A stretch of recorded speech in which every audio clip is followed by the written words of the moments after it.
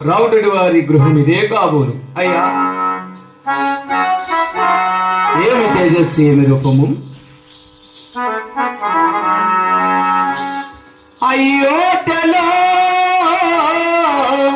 వీరభూషణే కదా ఆనాటి రామ కదా, నే మరువలేను కదా, నే మరువలేను కదా. అయోధ్యలో వీరభూషణే కదా ఆనాటి రామ కదా, నే మరువలేను కదా, నే మరువలేను కదా.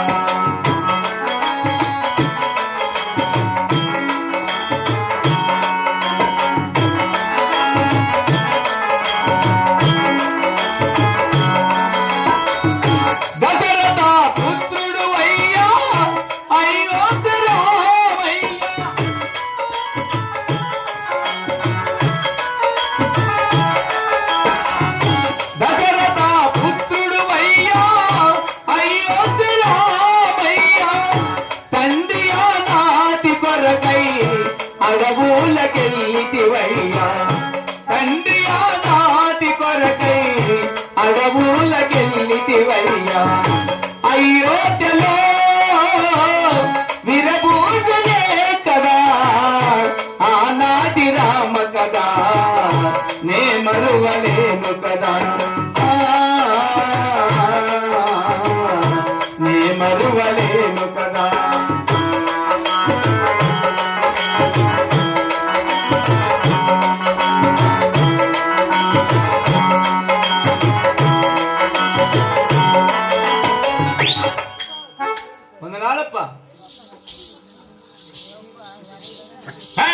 అప్ప ఎవడెవరా నీవు? వచ్చినా అప్ప. వచ్చినావు? ఎందుకు వచ్చావు? సంజీవ్ రాయుడు అని. నువ్వా? కెమికల్ డైరెక్టర్ నువ్వు? కాదప్ప, రైతు. రైతువా? కూలీల కోసం వచ్చినా, బాల్యపల్లి దొరుకుతారంటే. అవునా? నువ్వు రైతు అయితే ఏం సేద్యం చేస్తున్నావు? కూలీలు ఎందుకు కావాలి నీకు? కూలోళ్ళకు పెరికేకి కట్టలు కట్టేకి.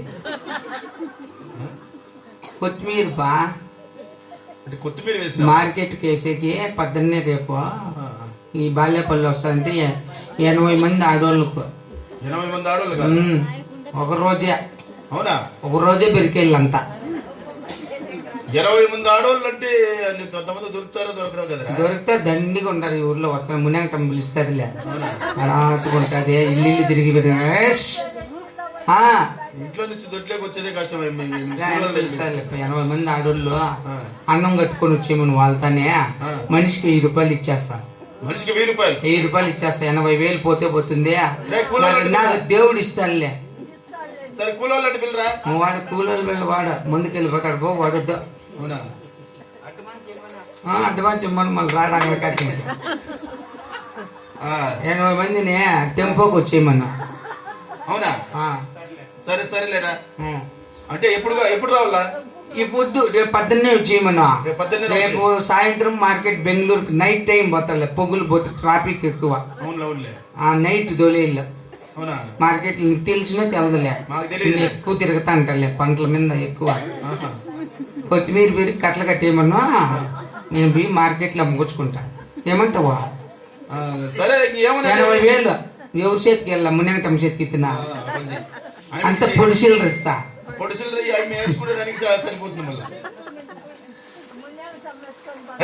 30 ఎకరాలు ఎన్ని కట్టలు అవుతాయ్యా?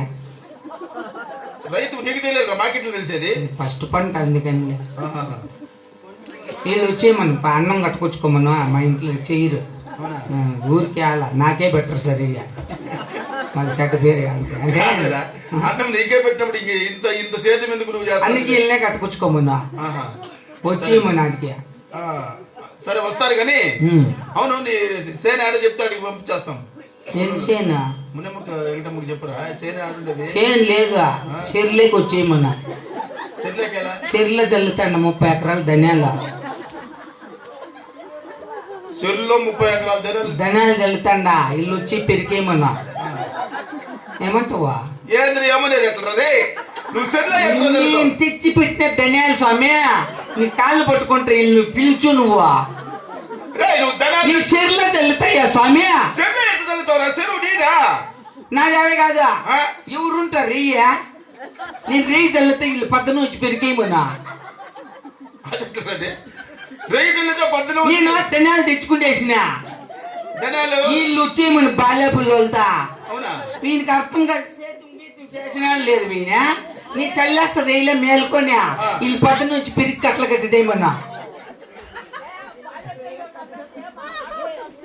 రే కదరా ధనాలు తెచ్చినానంటే ధనాలు ఎన్ని మూటలు తెచ్చినావు నాకు తిక్కనా కొడుక 30 ఎకరాలు చల్లేటప్పుడు ఎన్ని ధనియాలు తేయాలా ఎంత యూరియా ఎన్న తెల్దా శాట ధనియాలు తెచ్చినా ఓ శాటడు 30 ఎకరాలు చల్లేస్తా మిగిలింది పొడి గుట్టించి కూర్చుంటే షార్లు కొంటది ఏమంటావా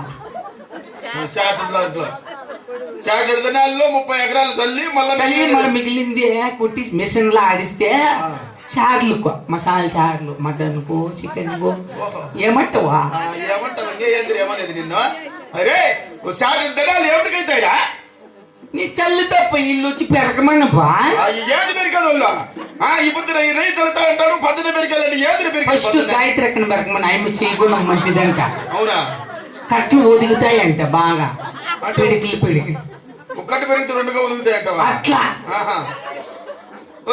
సావిత్ర ముద్దులు అమ్మ నీళ్లు పోసుకోదు గాయత్రికి అయితే నీటిగా వస్తుంది ఏమంటావా ఏమనేది వాళ్ళకే చెప్పరు నువ్వు రే మళ్ళీ అమ్మ పద్మాను అన్నం మీదకి రన్ అనిపించు వాళ్ళకు అన్నం కాంట్రాక్టర్ ఇసుమితక్క నీళ్లు మొయ్యమన్నా వీళ్ళకే డబ్బులు వీళ్ళకే మిగిలిన నీళ్ళే అంతేలే ఆ పెరికేది ఆడేసేది పెరికేది ఆడేసేది ఏమంటావా రే కాదురా ఇప్పుడు నువ్వు చెప్పే లెక్కన పెరికేదానికి 15 మంది కట్ల కట్టేదానికి 15 మంది సరిపోతుంది 80 మంది నేను చెప్పిండేది అయ్యా 80 మంది పెరుగుతా అంటే 40 మంది కట్టలు కట్టేది అబ్బా టెంపోకి వేస్తా అంటే వీళ్ళు పెరుగుతా అంటే అసలు నాకు నిద్ర ఉండదు రేళ్ళ చల్లల్ల కదా నేను నిద్రపోతా అప్పుడు చల్లేసి వీళ్ళు పెరికేసి మళ్ళీ లేపమన్నా ఏమంటావా నువ్వు చల్లేటప్పుడు అన్న వానకి పోయి మరొక వచ్చేసి చెరువు నిండిపోతే పోతాయి బొచ్చు పోయిన పాన్లే తక్కిన మలచనీలే బొచ్చు పోతుందిరా ఈ తెగాలు కట్టట్ల మళ్ళా కూలోళ్ళు ఏం చేసేది కూలోళ్ళు వచ్చి ఏం చేస్తారు ఇప్పుడు ఏడవతారు పెరకనీలే ఏడవతలు పెరికేది పట్టిసి పెట్టేసి పేదోళ్ళ చేనులు కొత్తిమీర పెరకూచి మా చేనులకి ఏమంటావా అయ్యా నా కొడుకరే మార్కెట్ తో డబ్బులు తీసుకున్నప్పుడు మెట్టితే కొడతారు లోడ్ పక్కుంటారు రేపు ఒరే వాళ్ళు 2 లక్షలు ఇప్పించుకున్నప్పుడు నాది కొత్తిమీర ఉంది నీది కొత్తిమీర ఉంటే నీ భూమి ఉంటే నువ్వు చెప్పలవై మాట చెరువులో చల్లేస్తా చెరువులో చల్లుతాడు నాకు గాయత్రి ఎక్కడ నేను చల్లుతాంలయ్యా ఏం చేస్తావు ఎవరు చల్లినా కానీ కుదరదురా అట్లా కాదు భాయ్ సొంత భూమి ఉండి ఎవరికైనా మాట ఇవ్వాలంటే కూలోళ్ళు పిల్లలంటే సొంత భూమి ఉండాలా నువ్వు శంకరప్పట్లాడు బురద అయిపోయింది నువ్వు వద్దు అంటారు చూడ అట్లాడు అబ్బా నేను జీవితంలో మంచి పని చూడండి నువ్వు అట్లా చెప్పురా వీళ్ళకు మార్కెట్ వాళ్ళు కానీ ఫోన్ చేసి కొత్తిమీర ఏదంటే వారికి వైపు బురద అయిపోయింది మాట చెప్తే ఎరక్కిపోయింది లోడు అని వారిని పాసుకొని ఇట్లా సేద్యం చేసి ఉంటే ఆడ చూసి లేదరా సేద్యం చేయడం అంటే అట్లా కాదు ఈ రెడ్డి వరకు ఉండాలి సేద్యం అంటే 100 ఎకరాల ఆస్తులు ఉన్నాయి మాకు కాదబ్బా కొత్తిమీర అమ్మేసి తలాక హుషారు తీసి ఇచ్చేతున్నా ఎంతో పోతుంది ఏమంటావా నువ్వు పెట్టే పంటలో సేర్లు తీర్చేదొలక అయ్యా నా కొడుకు నేనే నమ్ముకోవాలా మ్యాచింగ్ బ్లౌజులు ఏమంటావా నువ్వు మ్యాచింగ్లు అవి అంటే కుదరవు కానీ నువ్వు సేద్యం చేసే రకం లేదు ఇది సరేవా ఇట్లా కాదు సేద్యం చేయదంటే మా దగ్గర సేద్యములు చెయ్యి పని చెయ్యి డబ్బులు మిగిలించుకో మళ్ళా భూములు కొని మళ్ళీ సేద్యం చేయరా అయితే చెరువులో చల్లితే మంచదా మలుస్తుంది బంకమున్న మలుస్తుంది తూమెత్తేస్తా నీళ్ళన్నీ వెళ్ళిపోయి మాకు చల్లుకుంటా ఎవరు లేనప్పుడు ఏమంటావా తూమెత్తడానికి నిండితే కదా తూమెత్తడానికి నువ్వా చెరువులో నీళ్ళు కష్టం తూమెత్తుతాడు తూము ఇప్పుడు ఈ 80 మందికి వస్తారు అవి ఎక్కడ పోతాయా? ఏ ఈ పూలలో పోసేదాని మీద ఆధారపడి ఉండవు నువ్వా? మళ్ళీ బోరాలు ఆగా. వారిని పాస్పోర్ట్ ఏమేమి ఆలోచనలు ఉంటారు నీకు? నేను పొదుపు ఎక్కువ. పొదుపు ఎక్కువ నువ్వు. ఎవరు ఎక్కడ బప్పుడు కళ్ళు వేసేస్తా. అయితే ఎరువు కూడా కొనే పని లేదు నువ్వు. అయితే ఏమేమి ఆలోచనలు ఉంటాయి వాళ్ళు కూడా అప్పుడు పెట్టినప్పుడు మా